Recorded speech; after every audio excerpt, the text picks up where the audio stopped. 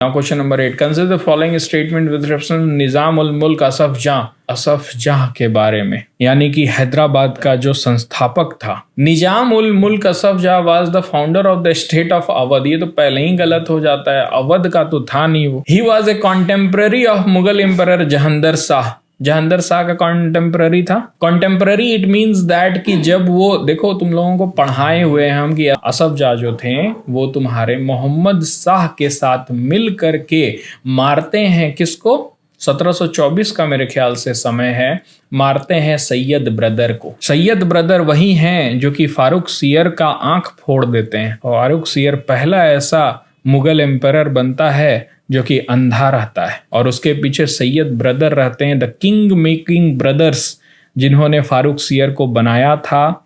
Okay, और उसके बाद फिर उसी को मार डाला, फिर मोहम्मद शाह को बनाया। मोहम्मद शाह ने क्या किया, साथ मिलकर के निजाम उल मुल्क और असफ जाह के साथ मिलकर के क्या किया, सैयद ब्रदर को मारा। तो वो उस समय के थे जब मोहम्मद शाह उनके साथ हुआ करते थे। जब दोनों रूल कर रहे हैं तब का यहाँ पर पॉइंट बोला जा रहा है। लेकिन फिर भी अगर कंफ्यूजन है तो एक बार देख लेना, और अगर होगा तो मुझे भी बताना, ठीक ना।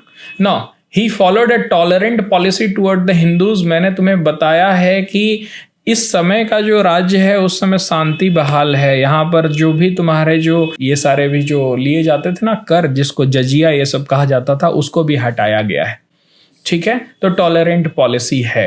हालांकि हम लोग रिलीजन के बारे में जो रिलीजियस पॉलिसीज है उसको अलग से पढ़ेंगे, अभी तक हम लोगों ने पढ़ा नहीं है।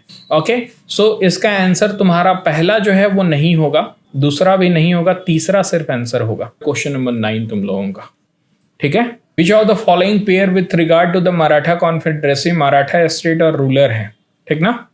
तो मराठा स्टेट अगर देखोगे कि कौन कौन से हैं, और उनके बगल में ही तुम लोगों को रूलर दिखाई देंगे। ओके, तो तुम लोगों को बताना है कि कौन सा सही है, कौन सा पेयर जो है वो करेक्ट है। इसके लिए भी मैंने तुम लोगों को मैप बनवाया था, एक बनवाया था ना, कहाँ पर कौन है। यहाँ पर अगर देखा जाए तो पेशवा होते हैं। पेशवा कहाँ पर होते हैं, पुणे में उनका गढ़ रहता है। ओके, उसके बाद फिर इधर का जो रीजन है वो भोंसले रखते हैं अपने पास, उनका गढ़ नागपुर रहता है। उसके बाद गुजरात का जो रीजन है वो गायकवाड़ रखते हैं, उनका बड़ौदा जो होता है वो जगह रहता है। इंदौर का जो जगह रहता है वो होलकर रखते हैं। ग्वालियर ये सब का जो जगह रहता है वो कौन रखते हैं, तुम्हारे शिंदिया रखते हैं। तो अब देखते हैं कि तुम लोगों का सही है कि नहीं। क्या गायकवाड़ जो थे वो क्या ग्वालियर में थे, नहीं ना। कौन थे ग्वालियर में, सिंधिया थे, तो पहला गलत हो जाएगा। दूसरा है इंदौर में सिंधिया थे क्या, नहीं, इंदौर में होलकर थे। सिंधिया कहाँ पर थे, ग्वालियर में थे, ठीक ना, इधर जा रहे हैं।